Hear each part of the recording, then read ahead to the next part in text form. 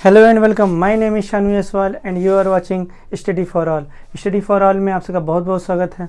आज महत्वपूर्ण से महत्वपूर्ण करंट अफेयर का सेक्शन लेके आया हूँ जो कि बहुत ही महत्वपूर्ण है आगे आपके आगामी होने वाली परीक्षाओं के लिए।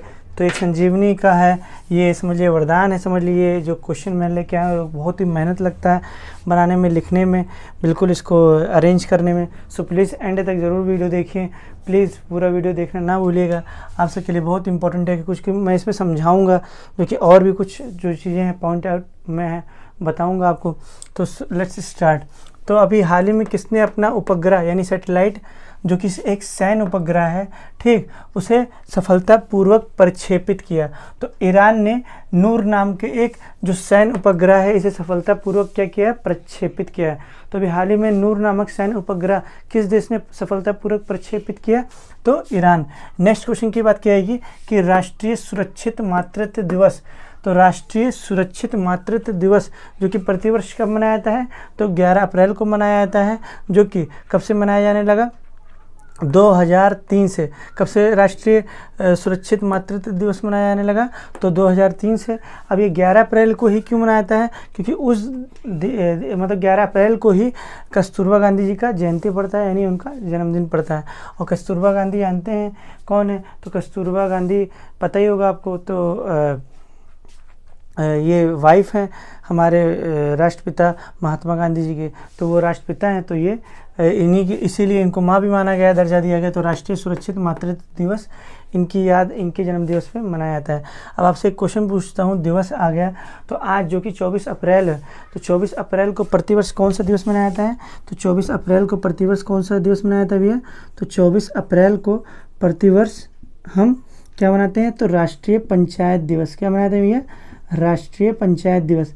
तो आपको बताना है राष्ट्रीय पंचायत दिवस। कमेंट सेक्शन के बॉक्स में मुझे आप ज़रूर बताएंगे कि राष्ट्रीय पंचायत दिवस किस वर्ष से मनाया जाने लगा। सुनो, राष्ट्रीय पंचायत दिवस प्रतिवर्ष 24 अप्रैल जो कि आज 24 अप्रैल है मनाया, आज राष्ट्रीय पंचायत दिवस है। तो ये बताना है आपको कमेंट सेक्शन के बॉक्स में कि कब किस वर्ष से मनाया जाने लगा। नेक्स्ट क्वेश्चन की बात किएगी कि विश्व धरोहर दिवस यानी वर्ल्ड हेरिटेज डे कब मनाया जाता है? तो यह प्रतिवर्ष 18 अप्रैल को मनाया जाता है, जो कि अभी मनाया गया। जो कि एक क्वेश्चन जीएस से क्वेश्चन पूछाएगा कि भारत में कुल कितने विश्व विरासत स्थल हैं? सो भारत में वर्ल्ड हेरिटेज साइट्स जो हैं उनकी कुल संख्या 38 यानी 38 है। तो ये भी क्वेश्चन पूछाएगा भारत में वर्तमान में कुल कितने वर्ल्ड हेरिटेज साइट्स यानी विश्व विरासत स्थल हैं? तो 38 है। नेक्स्ट क्वेश्चन की बात किएगी वर्ल्ड प्रेस स्वतंत्रता सूचकांक यानी वर्ल्ड प्रेस फ्रीडम इंडेक्स में जो इस वर्ष का दिया गया उस सूचकांक यानी उस इंडेक्स में, वर्ल्ड प्रेस फ्रीडम इंडेक्स में भारत का कौन सा रैंक है? तो भारत का इस बार रैंक जो रहा है 142। तो इस बार वर्तमान में उसकी रैंक कितनी रही? 142। और पूर्व में इसकी रैंक कितनी थी? 140। तो पूर्व में कितनी रैंक थी भैया? तो पूर्व में 140 रैंक थी, जो कि 2 रैंक गिरकर कितने हो गई? 142 रैंक हो गए। जिसमें आप देख ही रहे हैं कि रिपोर्टर्स को भी यहाँ पे धमकी मिलती है मारने की, और उनको जान से मार भी दिया जाता है। कई सारे तो ऐसे पत्रकार हैं इनको मार भी दिया गया। So this is a very disaster for every Indian, सभी के लिए बड़ा डिजास्टर है। तो नेक्स्ट अगर क्वेश्चन पूछाएगा सबसे अच्छा रैंक किसका रहा? फर्स्ट रैंक सबसे अच्छा फ्रीडम किसको मिलता है? किस देश की प्रेस को मिलता है? तो नॉर्वे। तो सबसे अच्छा फ्रीडम किसको मिलता है भैया? नॉर्वे। तो आपको एक कमेंट सेक्शन के बॉक्स में बताना है कि सेकंड देश कौन सा रहा वर्ल्ड प्रेस फ्रीडम इंडेक्स में। तो सेकंड रैंक किसका रहा? तो सबसे अच्छा, तो फर्स्ट रैंक किसका रहा है? नॉर्वे का। और भारत का इस बार कौन सा रैंक रहा? 142। पिछले वर्ष कितना था? 140। और सबसे अंतिम रैंक किसका रहा भैया? तो जो अंतिम रैंक रहा है वो सबसे अंतिम रैंक बता सकते हैं किसका होगा? तो वर्ल्ड प्रेस फ्रीडम इंडेक्स में सबसे अंतिम रैंक नॉर्थ कोरिया, जाहिर सा बात है नॉर्थ कोरिया का ही होगा। तो इसका रैंक कितना दिया गया है? तो कुल 180 देशों का इसका निकाला गया कुल, तो इसका 180 ही रैंक है। तो उससे अंतिम रैंक किसका है?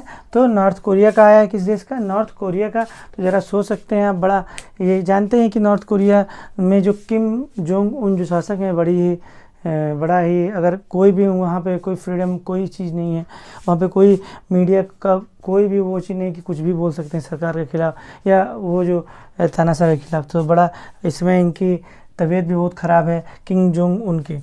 तो नेक्स्ट अब क्वेश्चन की बात करते हैं। तो आपको बताना है सेकंड कंट्री कौन सी रही, सेकंड रैंक पाने वाली कंट्री कौन सी रही वर्ल्ड प्रेस फ्रीडम इंडेक्स में। नेक्स्ट क्वेश्चन की बात की जाएगी कि किस राज्य ने 15 अप्रैल को अपना राज्य दिवस मनाया। तो अभी हाल ही में हिमाचल प्रदेश ने 15 अप्रैल को अपना राज्य दिवस के रूप में मनाया। अब ध्यान दीजिएगा, क्वेश्चन पूछेगा 15 अप्रैल को ही क्यों मनाया जाता है, क्योंकि 15 अप्रैल 1948 को मुख्य आयुक्त प्रांत के रूप में ये अस्तित्व में आया। तो क्वेश्चन पूछा जाएगा 15 अप्रैल को ही क्यों मनाया जाता है, क्योंकि 15 अप्रैल 1948 को यह मुख्य आयुक्त प्रांत के रूप में ये अस्तित्व में आया। किस प्रांत के रूप में, मुख्य आयुक्त प्रांत के रूप में अस्तित्व में आया। नेक्स्ट क्वेश्चन की बात की कि 26 उसके बाद क्या हुआ, 26 जनवरी 1950 को यह राज्य बना, पर ये किस श्रेणी का राज्य बना, गा श्रेणी का, जो कि पूर्ण दर्जा नहीं मिला इसे कह सकते हैं। तो 26 जनवरी 1950 जब देश का संविधान लागू हुआ तो इसे गा श्रेणी का राज्य बनाया गया हिमाचल प्रदेश को। और फाइनली पूर्णतया 25 जनवरी 1971 को, कब भैया, 25 जनवरी 1971 को, 25 जनवरी 1971 को पूर्ण राज्य का इसको दर्जा मिला। तो ये सारे जीएस के क्वेश्चन आप सबके लिए बहुत महत्वपूर्ण है, आप सारे राइट डाउन कर लीजिएगा। नेक्स्ट क्वेश्चन की बात की, किसने मधुबन गाजर नामक गाजर की बायो फर्टिफाइड विकसित की। तो अभी हाल ही में देखा होगा गुजरात के जूनागढ़ के जो एक किसान हैं जो कि बहुत मेहनती हैं, तो गुजरात के जूनागढ़ डिस्ट्रिक्ट के रहने वाले श्री वल्लभ भाई मारवानिया ने अभी मधुबन गाजर की बायो फर्टिफाइड विकसित की है। बायो फर्टिफाइड क्या होता है, ये बायोलॉजी टेक्निक से डेवलप की जाती है, टेस्ट क्रॉस कराया जाता है, अच्छी प्रजातियों को क्रॉस करवा के नई प्रजाति का जन्म देना। तो वो एक जो गाजर का दूसरी प्रजाति आई तो मधुबन गाजर, इसमें क्या होता है, इसमें कई सारे इस पर क्या होती है, इसकी पैदावार में भी कमी नहीं होती, पैदावार भी खूब होता है, और इसमें कई सारे चीज़ भी पाए जाते हैं जो हमारे शरीर के लिए भी बहुत इम्पोर्टेंट है। साथ से देखिएगा, अब इन्होंने 70 वर्ष के प्रयास के बाद ये मधुबन गाजर को क्या किया, पूरी तरह से विकसित किया। और इनकी वर्तमान में एज कितनी है, 95 वर्ष के हैं। तो सोच लीजिए 25 वर्ष के जब रहे होंगे तब जाके 70 साल बाद यानी 95 वर्ष के जब हुए तब इन्होंने मधुबन गाजर यानी बायो फर्टिफाइड एक विकसित किया। अच्छा, क्वेश्चन पूछाएगा कि इसके लिए इन्होंने कई सारे पुरस्कार पहले बहुत विकसित फेमस हो चुके थे। तो 2019 में कई सारा कार्य किया किसान से रिलेटेड। तो देखिए 2017 में इनको राष्ट्रपति पुरस्कार से सम्मानित किया गया। फिर 2019 में बहुत बड़ा पुरस्कार पद्मश्री पुरस्कार से इन्हें नवाजा गया। अब इसके बाद भी इनको नवाजा जाएगा।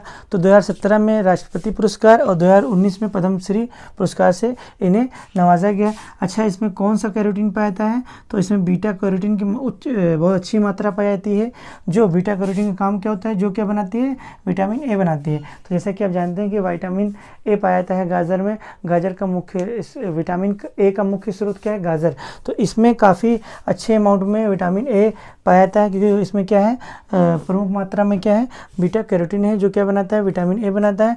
और साथ साथ बीटा कैरोटीन के साथ साथ इसमें आयरन भी काफ़ी अच्छी मात्रा में पाया जाता है।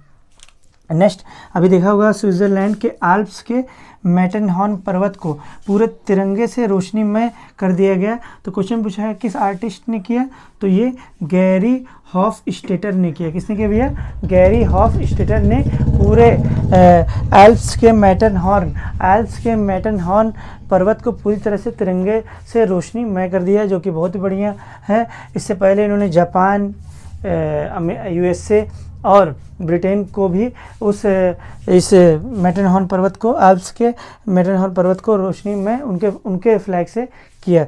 अब नेक्स्ट क्वेश्चन की बात की जाएगी कि गार्टनर 2019 तो एक ये पत्रिका जारी करती है हमेशा प्रतिवर्ष। तो गार्टनर, ध्यान से देखिएगा, गार्टनर 2019 डिजिटल कार्यस्थल सर्वेक्षण। तो इसने डिजिटल कार्यस्थल सर्वेक्षण कराया कि डिजिटली सबसे ज़्यादा किसने काम किया, मतलब कि कह सकते हैं कि पूरा डिजिटल लेन देन, पैसा का ट्रांजैक्शन, साथ साथ पूरा डिजिटलाइजेशन पर सबसे ज़्यादा जोर किसने दिया। तो इसने क्या किया, सर्वे करवाया, सर्वेक्षण कराया, जिसके अनुसार सबसे कुशल डिजिटल कंट्री कौन सी मानी गई। तो सबसे कुशल डिजिटल, क्या नाम है, डिजिटल कंट्री कौन सी मानी गई, तो सबसे कुशल डिजिटल कंट्री सबसे नंबर 1 रैंक किसको मिला, तो इंडिया सबसे फर्स्ट रैंक पे, दूसरे नंबर पे कौन सी, ब्रिटेन, एंड थर्ड रैंक पे अमेरिका। तो कार्यस्थल डिजिटल कार्यस्थल सर्वेक्षण में सबसे नंबर 1 रैंक किसको दी गई, इंडिया को, after that second rank Britain, and after that third rank is USA America. तो इतना उम्मीद करता हूँ समझ में आया होगा। तो ये आपको बताना है राष्ट्रीय पंचायत दिवस कब से मनाया जाने लगा। नेक्स्ट जो कि आप सुनते होंगे, haemophilia. Haemophilia is a genetic inherent disease, genetical disorder, मतलब यह एक अनुवांशिक रोग है जिसमें आप जानते होंगे कि ये क्या होता है कि पीढ़ी दर पीढ़ी, अनुवांशिक का मतलब पीढ़ी दर पीढ़ी आता रहता है, दादा से पिताजी से हमारे और हमारे आने वाले संतानों में। हीमो का मतलब ये होता है क्या, हीमो का मतलब होता है ब्लड, हीमो का मतलब क्या होता है भैया, ब्लड, और फीलिया का मतलब ब्लीडिंग, फीलिया का मतलब क्या हो सकते हैं, ब्लीडिंग, फीलिया का मतलब क्या हो गया, ब्लीडिंग, मतलब ब्लड ब्लीडिंग करती रहती है, मतलब बहती रहती है। ये ऐसा बीमारी है। और फाइनली अगर ज़्यादा चोट लग गई तो व्यक्ति की ऑन द स्पॉट क्या हो जाएगी, जब ब्लड ही सारा बह जाएगा तो क्या हो जाएगी, मर जाएंगे। तो इसके लिए इसको जागरूक अवेयर करने के लिए विश्व वर्ल्ड हीमोफीलिया डे बनाया जाता है। और सबसे पहले ये लंदन की महारानी विक्टोरिया के वंशज में ये देखा गया था। तो विश्व हीमोफीलिया दिवस यानी world haemophilia day is held on 17 अप्रैल। अब देखिए विश्व हीमोफीलिया, तो हीमोफीलिया खतरा है, तो खतरा है भी है, तो खतरा है तो क्या होगा, 17 होगा। तो ये कम 17 को मनाया था, यानी 17 अप्रैल को मनाया था। तो हीमोफीलिया खतरा है तो खतरा से आएगा 17, तो 17 अप्रैल को प्रतिवर्ष मनाया जाता है। क्वेश्चन पूछा गया इसका थीम क्या रखा गया, तो इसका थीम था gate plus involve, gate plus involve. तो ये इसका थीम रखा गया। क्वेश्चन पूछा गया इसका विषय वस्तु क्या रखा गया, तो गेट प्लस इन्वॉल्व इसका विषय वस्तु यानी थीम रखा गया।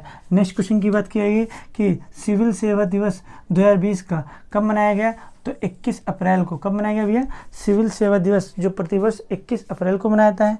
अच्छा ये 21 अप्रैल को ही क्यों मनाया जाता है, तो ध्यान से देखिएगा। 21 अप्रैल 1947 को स्वतंत्र भारत के प्रथम गृह मंत्री, आप जानते होंगे स्वतंत्र भारत के प्रथम गृह मंत्री कौन है, सरदार वल्लभ भाई पटेल। तो 21 अप्रैल 1947 को स्वतंत्र भारत के प्रथम गृह मंत्री सरदार वल्लभ भाई पटेल जी ने सिविल सेवकों को एक नाम से उन्होंने आइडल दिया था, पुकारा था, जिसका नाम क्या था, स्टील फ्रेम ऑफ इंडिया। इसका मतलब इन्होंने इनको सिविल सेवकों को मतलब पब्लिक सर्वेंट को, यानी कि जो IAS PCS एडमिनिस्ट्रेटिव पावर जो होते हैं उनको, उन्होंने सिविल सेवकों को इन्होंने स्टील फ्रेम ऑफ इंडिया का एक कहते हैं टाइटल दिया इनको कि ये स्टील है, किसका, स्टील फ्रेम है पूरे इंडिया का। सही बात है, जो कि बहुत महत्वपूर्ण। तो इसीलिए 21 अप्रैल को इन्होंने बोला, 21 अप्रैल को बोला, इसीलिए हर प्रतिवर्ष 21 अप्रैल को हम सिविल सेवा दिवस के रूप में मनाते हैं।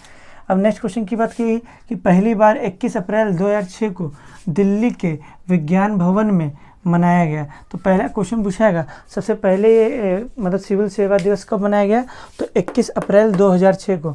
तो आपको पता है कि जो इस बार सिविल सेवा दिवस मनाया गया भैया 21 अप्रैल को ही मनाया जाता है, ठीक। लेकिन ये सबसे पहले किस वर्ष मनाया गया, तो 2006 को।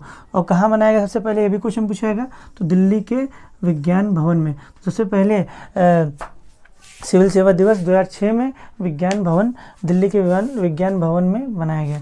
नेक्स्ट क्वेश्चन की बात की जाए तो UN यानी यूनाइटेड नेशन द्वारा विश्व रचनात्मक, यूनाइटेड नेशन द्वारा विश्व रचनात्मक यानी क्रिएटिव एंड नवाचार मतलब इनोवेशन यानी world creative and innovation index day कब मनाया जाता है, तो 21 अप्रैल को ही मनाया जाता है। जैसे सिविल सेवा दिवस भारत में प्रतिवर्ष 21 अप्रैल को मनाया जाता है, वैसे यूनाइटेड नेशन द्वारा यानी UN द्वारा विश्व रचनात्मक व नवाचार दिवस यानी world creative and innovative day मनाया जाता है।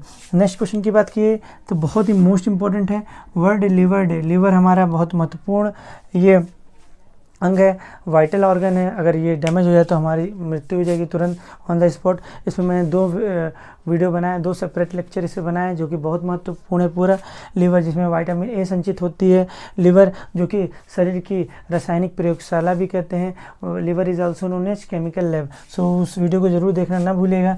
तो वर्ल्ड लिवर डे कब मनाया जाता है भैया, तो वर्ल्ड लिवर डे 19 अप्रैल को मनाया जाता है। कब मनाया जाता है, वर्ल्ड लिवर डे कब मनाया जाता है, 19 अप्रैल को मनाया जाता है। अब इसमें लिवर लिवर में आपसे एक क्वेश्चन पूछाता हूँ, कुल कितने विटामिन इसमें संचित होते हैं? तो कमेंट सेक्शन के बॉक्स में आप ज़रूर बताइएगा कि कुल कितने विटामिन इसमें संचित होते हैं, यानी स्टोर होते हैं कहाँ पे भैया?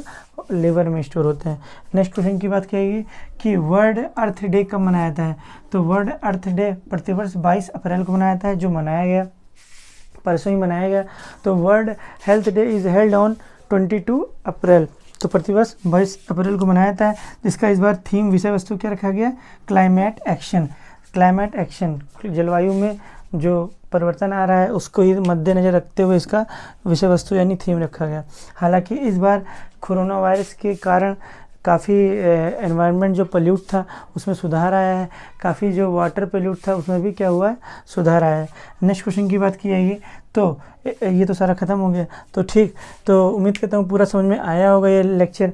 सो आपको बताना है राष्ट्रीय पंचायत दिवस जो कि प्रतिवर्ष 24 अप्रैल को मनाया जाता है, ये किस वर्ष से मनाया जाने लगा, और लिवर में कितने विटामिन स्टोर होते हैं? विटामिन ए तो बता दिया, और कितने विटामिन स्टोर होते हैं।